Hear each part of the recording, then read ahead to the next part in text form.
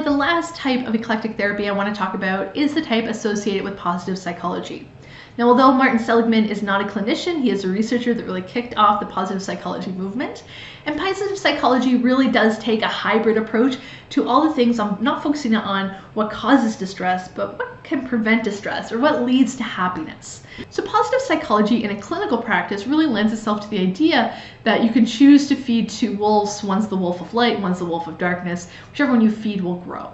And so it's the idea that feeding the wolf of light, you might become more happy and you might become more stronger.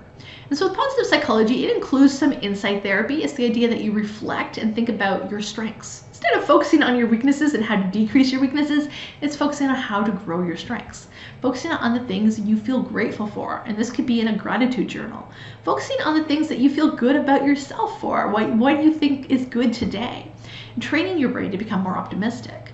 We know that by training your brain to become more happy and more optimistic in a realistic, non-toxic optimism way, it can actually become more healthful and more resilient.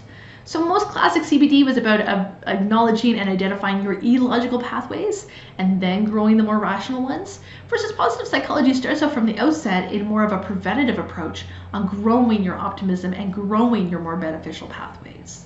It also trains people to identify their emotions, to use some behavioral practices to try and identify them, train people to take more positive cognitive appraisals and develop more positive coping techniques.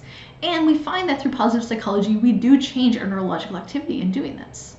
So it's the idea of having more of a growth mindset and less of a fixed mindset, or the bubblegum brain versus the brick brain, the idea that I can do it, or I can't do it yet, but I can learn it, rather than saying I'll never be able to do it. It's the idea about looking at where you can go and what skills you have now and how to improve, rather than focusing and ruminating on the things that you have as problems. And so this is often not one we go to when a person's in a moment of crises, but it can be a good preventative approach. And so that was the end of our eclectic therapies, but I don't want to leave off this unit without addressing self-help. Even without the assistance of a mental health professional, there are lots of steps we can take on our own. If you're on the wait list for counseling or you don't have the funds to currently hire a mental health professional in your life, there's lots of other things we can do. One of the biggest industries in self-help is self-help books. And there's lots of books of varying degrees of accuracy and helpfulness. You need to look for accredited workbooks. So some really good accredited workbooks like the Anxiety and Phobia workbook. I'm happy to plug that one. I don't get any money for it. This is not sponsored, but that's a really good book. And there's a whole bunch of different types of really nicely accredited workbooks that can basically give you a lot of good skills and cognitive reappraisal ideas and relaxation ideas that can help you with a lot of the things you would get while you're on the wait list for therapy.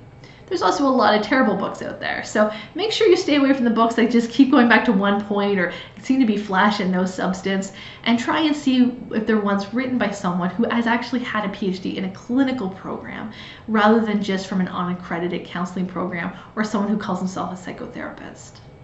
There's also lots of mobile apps, good, bad, and medium.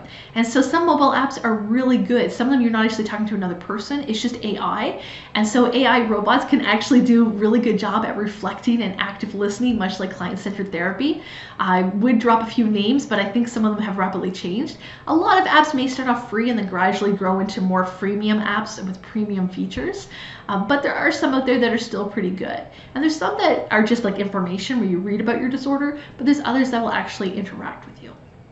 There's also lots of journal writing you can do. In fact, studies have found that for every 4 days of really vulnerable heart-to-heart journal writing you do, it helps improve your mental health for up to 6 months afterwards. And if you're worried about any traces of what you write in your journal, feel free to write it on old school pen and paper and burn the paper or shred the paper afterwards. You can also write it electronically, of course. You can make anxiety hierarchies on your own, but beware that that may be very upsetting to you. But take it one step at a time and work on the stuff that's at the lower end of the spectrum for yourself in a safe environment.